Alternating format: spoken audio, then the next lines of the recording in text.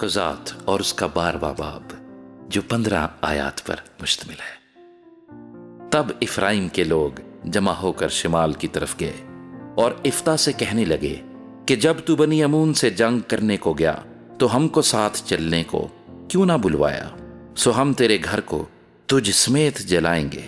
افتح نے ان کو جواب دیا کہ میرا اور میرے لوگوں کا بڑا جھگڑا بنی امون کے ساتھ ہو رہا تھا، اور جب میں نے تم کو بلوایا تو تم نے ان کے ہاتھ سے مجھے نہ بچایا، اور جب میں نے یہ دیکھا کہ تم مجھے نہیں بچاتے تو میں نے اپنی جان ہتھیلی پر رکھی اور بنی امون کے مقابلے کو چلا، اور خداوند نے ان کو میرے ہاتھ میں کر دیا۔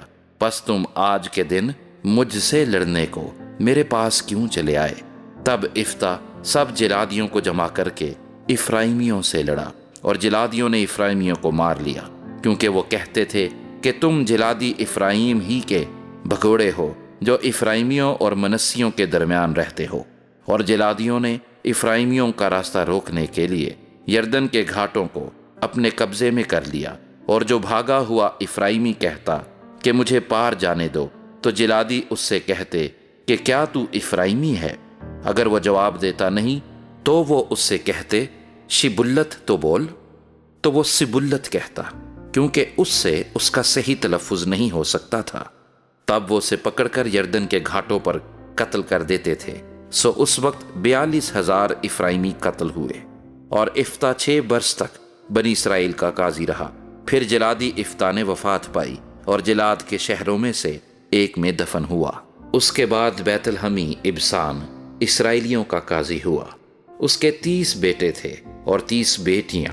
اس نے باہر بیاہ دیں اور باہر سے اپنے بیٹوں کے لیے 30 بیٹیاں لے آیا۔ وہ 7 برس تک اسرائیلیوں کا قاضی رہا، اور ابسان مر گیا اور بیت الحم میں دفن ہوا۔